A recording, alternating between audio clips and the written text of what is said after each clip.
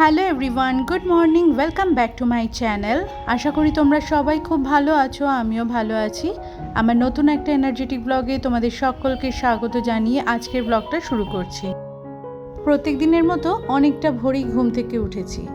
বাসি কাজকর্ম কমপ্লিট করে নিয়ে স্নান করে ঠাকুরের জায়গাটা মুছে পরিষ্কার করে নিয়ে পুজোটাও দিয়ে নিয়েছি।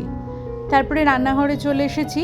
কাউন্টার টপ, গ্যাসের ওভেনটা ভালো করে মুছে পরিষ্কার করে নিয়ে কয়েকটা জলের বোতল খালি ছিল, সেই বোতলগুলোতেও জল ভরে ফেললাম। সকালবেলাতে মোটামুটি এরকমই ছোটোখাটো কিছু কাজ কমপ্লিট করে নিয়ে এখন এই জলখাবারটা বানাচ্ছি। আজকে বাইরে প্রচণ্ড পরিমাণে হাওয়া দিচ্ছে, তার সাথে উঠেছে গনগনে রোদ। সকালে জানলার পর্দা দুটো একটা আটকেছিলাম, এখন এসে বাকি সমস্ত পর্দাগুলোকে আটকে দিলাম। সকাল সকাল এরকমভাবে ছাদের পর্দা আটকে দিলে বা দুটো একটা জানলা খুলে দিলে পরে ছাদটা একদম সুন্দরভাবে আলোতে ঝলমল করে ওঠে। আজ সকালে জলখাবারের জন্য বানাচ্ছি অনিয়ন টমেটো উত্তপম। এটা আমি প্রায়ই বানিয়ে থাকি। ঘরে সুজি তো সবসময়তে থাকে, আর এই টক দইও থাকে, তাই জন্য মাঝে মধ্যেই আমি এটা বানাই। আমার আর মামামের বিশেষ পছন্দের খাবার। বাবু যে খুব একটা পছন্দ করে এটা তেমনটা নয়, ওর ওই সকালে ভাত হলেই হলো। তবে এক এক সময় তো মনে হয় কোনো একটা খাবার বানিয়ে সবাই মিলে একসাথে খাই। ওই তিনজন মানুষের জন্য দু রকমের খাবার সব সময়টাতে বানাতে ইচ্ছা করে না, তাই এক একদিন আমি ওই একই রকমের খাবারটা বানিয়ে তিনজনে ভাগ করে খাই। এই মুহূর্তে আমাদের তিনজনেরই জলখাবার খাওয়া কমপ্লিট হয়ে গেছে। মেয়েকে সাথে করে নিয়ে 9টার সময়তে বাবুও বেরিয়ে গেল। মামাম কলেজ গেল, যার জন্য ওকে টিফিনও দিয়ে দিয়েছিলাম এই উত্তপম। বেশি করে বানিয়েছিলাম যাতে ওর টিফিনে হয়ে যায়। আগে থেকে ভেবেই রেখেছিলাম যে আজকে যখন কলেজ যাবে সে কারণে টিফিন তো আলাদা করে আবার কি বানাবো, এটা একটা যদি একটুখানি বেশি করে বানাই এটাই ওর টিফিনে চলে যাবে। দুপুরে রান্নাবান্না চলছে। আজকে একটু নিরামিষ বানাচ্ছি। এই ঝিঙে এনেছিল বাজার থেকে, ঝিঙে বাটা করছি। ঝিঙে দিয়ে আর কোনো কিছুই এরা ঘরে খেতে চায় না, একমাত্র এই ঝিঙে ভর্তাটাই পছন্দ করে। তাই রসুন কাঁচা লঙ্কা দিয়ে ঝিঙেটা বেটে নিয়ে এই সর্ষের তেলের মধ্যে কালো জিরে কাঁচা লঙ্কা ফোড়ন দিয়ে যে কটা ঝিঙে এনেছিল সবটা বানিয়ে নিচ্ছি।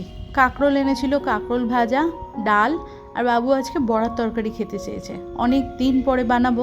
মটর ডাল গতকাল রাত্রিবেলাতে ভিজিয়েই রেখেছিলাম। পরিমাণ মতো আদা কাঁচা লঙ্কা দিয়ে ওটাকে বেটে নিয়েছি, আর এর মধ্যে একটুখানি হিং মিশিয়ে বড়াগুলো বানিয়ে নিচ্ছি। এরকম বড়া গরম গরম ভেজে তুললে শুধু শুধু খেতেও কিন্তু বেশ ভালো লাগে। রান্নাবান্না হোক কিংবা ঘরের কাজ, আগে থেকে যদি আমরা একটা পরিকল্পনা করে নিই পরের দিনকে কাজটা করতে কিন্তু অনেকটা সুবিধা হয়। যেমন একটা ছোট্ট উদাহরণ দিয়ে বলি, রান্নাঘরে কাজের সময়তে যদি বাসনপত্র একটা এদিকে আরেকটা ওদিকে যদি থাকে, তখন সেই বাসনপত্র যেটা আমার প্রয়োজন, ধরো যে বাটিটা আমার লাগবে সেই বাটিটা জায়গায় নেই, তখন সেই বাটিটা আমাকে খুঁজে বের করতে হবে, তারপরে ওটা আমার ব্যবহারে আনতে হবে। কিন্তু আগে থেকে যদি জিনিসপত্রগুলোকে সুন্দর করে জায়গায় গুছিয়ে রেখে দিই, তাহলে হাতের কাছে যথাসময় আমরা পেয়ে যাব, তখন ওটা খুব সহজেই ব্যবহার করতে পারবো। ঠিক তেমনি আমাদের মাথার মধ্যে আগামীকালের কাজগুলোকে সুন্দর করে গুছিয়ে রাখতে হবে, তাহলে কিন্তু পরের দিনকে সকাল থেকেই আমরা ওরকম পরিকল্পনা মতো পর কাজগুলোকে করে ফেলতে পারবো। হাতের সময়টা বাঁচবে, আর আমরাও কিন্তু অনেকটা রিল্যাক্সভাবে দিনটাকে কাটাতে পারবো। তা না হলে অহেতুক একটা তাড়াহুড়ো লাগে, সময় শেষ হয় না, সঠিক সময় কাজগুলো কমপ্লিট করতে না পারার জন্য আমাদের মধ্যেও কিন্তু স্ট্রেস বাড়ে। ঘর গোছানো, রান্নাবান্না, জামা কাপড় গোছানো, বাসনপত্র গোছানো বা নিজের পরিচর্যা করা, যে কোনো কাজের ক্ষেত্রেই বলছি, শুধুমাত্র ঘরের কথা কি বলবো, বাইরের কাজের ক্ষেত্রেও সময়টাকে বেঁধে নিয়ে যদি একটা টার্গেট সেট করে আমরা কাজগুলো করি, তাহলে কিন্তু কাজগুলো খুব সুন্দরভাবে শেষ করা যায়। আগে আমি সাধারণত 8টা সাড়ে 8টার সময় রান্নাঘরে আসতাম, ঠাকুর পুজো, বাসি কাজ, নিজের এক্সারসাইজ সব কিছু কমপ্লিট করে নিয়ে সেই বুঝে সকালে ঘুম থেকে উঠতাম।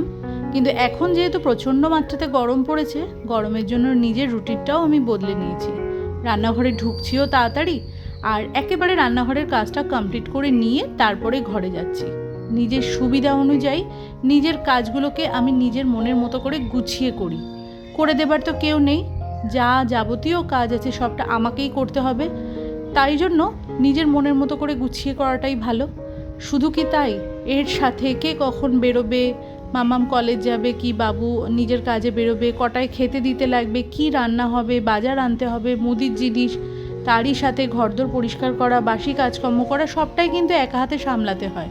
সে কারণে সকালবেলাতে ঘুম থেকে উঠে একটা কোনো বাধা ধরার টাইম নেই, উঠে একটা তাড়াহুড়ো করলাম, একবার এই কাজটা করলাম আরেকবার অন্য কাজটা করলাম, যার যখন প্রয়োজন সেখানে ছুটে গেলাম, এমনটা করলে কিন্তু হয় না। আগে থেকে চিন্তা করে নিতে হয়। সেটা আমি আগের দিনকে রাত্রিবেলাতেও করে নিতে পারি, কিংবা ভোরবেলা যখন ঘুম থেকে উঠি সেই সময়টাও এই কাজে লাগাতে পারি। সময়ের মধ্যে কাজ শেষ করার জন্য এই টার্গেট সেট করাটা কিন্তু খুব ভালো বুদ্ধি।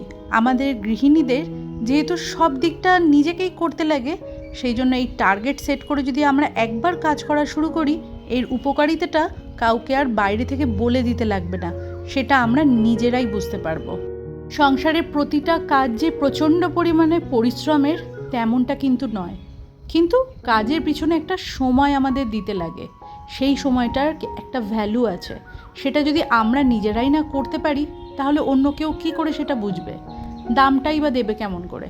তাই জন্য নিজের সময়ের দামটা নিজেকেই বুঝতে লাগবে। আর এই তো এখানে দুপুরে রান্নাবান্নাটা কমপ্লিট করা হয়ে গেছে। ভাত, ঝিঙে ভর্তা, ডাল, কাঁকরোল ভাজা আর বড়া আলুর একদম সর্ষে বাটা দিয়ে একটা তরকারি বানিয়েছি। আমার কিন্তু ওটা ভীষণ পছন্দের খাবার। মেয়ে আমার একদম পছন্দ করে না, সেই জন্য বানানোটা খুব কমই হয়। এবারে রান্নাঘরের কাউন্টারটাও, গ্যাসের ওভেনটা ভালো করে মুছে পরিষ্কার করে নিয়ে ওই ডাল বেটে রেখেছিলাম, ওই বাটিটা ছিল, সেই বাটিটাও একটুখানি মেজে ঘষে নিলাম। একটা বাটি আর কি রাখবো। তারপরে এই রান্নাঘরটা মুছে পরিষ্কার করে নিচ্ছি। ওয়াশিং মেশিনে জামা কাপড় কাচতে দিয়েছিলাম, সেগুলো এই মুহূর্তে সমস্তটা মেলে দিয়ে তারপরেই একেবারে ঘরে যাব।